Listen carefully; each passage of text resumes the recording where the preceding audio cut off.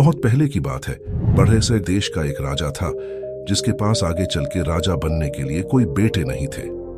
राजा धीरे धीरे बूढ़े होने लगे, इसलिए सही वारिस को ढूंढने के लिए राजा ने देश भर में सूचनाएं भेजी। उन्होंने कहा कि हर योग्य युवक को राजा को मिलने का एक मौका दिया जाएगा और इनमें से एक युवक को राजा घोषित किया जाएगा। जैसे ही बात फैली, देश का हर युवक उत्सुक हो गया, यह सोचते हुए कि वह भी अब एक राजा बन सकता था।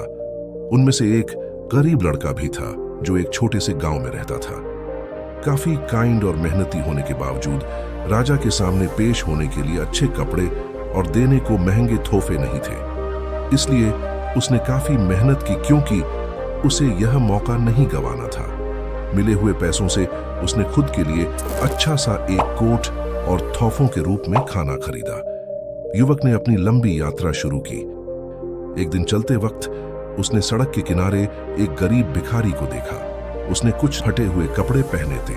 ठंड में कांपते हुए भिखारी ने अपने हाथ फैलाए और मदद के लिए प्रार्थना की। मुझे भूख और ठंड लग रही है, कुछ मदद करें साहिब। युवक ने उसकी स्थिति को देखकर बिना किसी हिचकिचाहट के अपने नए कोट को उतारा और उसे भिखारी को दे दिया। राजा के लिए लाया गया खाना भी उसे दे दिया। भिखारी ने 1000 बार उस युवक को धन्यवाद किया। इसकी वजह से युवक अब गंदे कपड़ों में था, लेकिन उसने अपनी यात्रा जारी रखी। पहुंचने पर राजा के गार्ड उसे महल के हॉल में ले गए। युवक को महाराज के सामने साक्षात्कार करने का समय आ गया। राजा ने जब उस युवक को देखा तो उन्हें क्रोध आ गया। राजा के सामने आते वक्त उसे साफ कपड़े पहनने की भी तमीज नहीं थी। युवक को काफी बुरा लगा। वह घूमकर बाहर जाने ही वाला था कि एक मंत्री ने उसे रोक दिया। मंत्री राजा से कहने लगे, आपने तो सिर्फ उसके कपड़े देखे महाराज, लेकिन मैंने उसका दिल देखा है।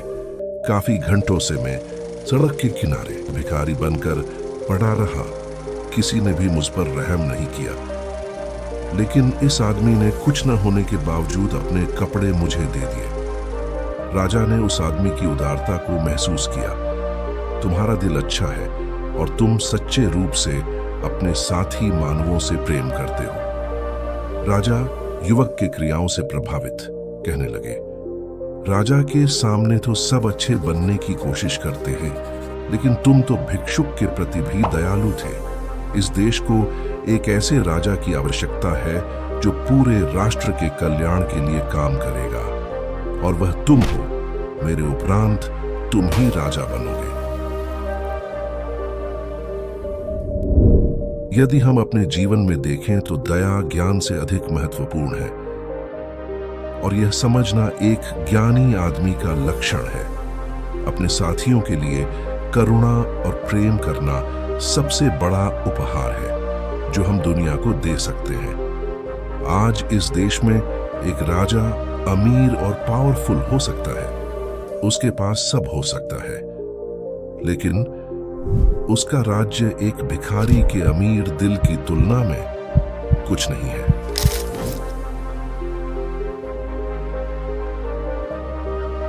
लाइक और सब्सक्राइब करना मत भूलिएगा। मिलते हैं हमारी अगली वीडियो में।